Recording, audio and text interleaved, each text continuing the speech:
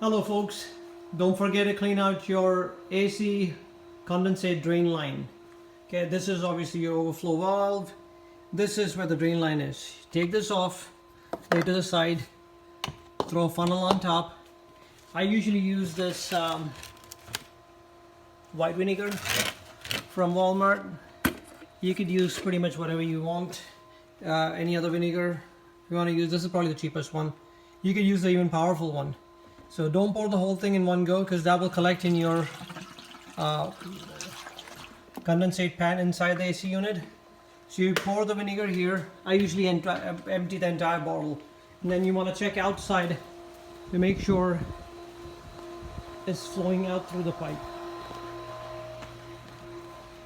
These are my outside units, and it will be coming out through this pipe. I don't know if you can see it. That's how you clean out the condensate drain pipe of the AC unit.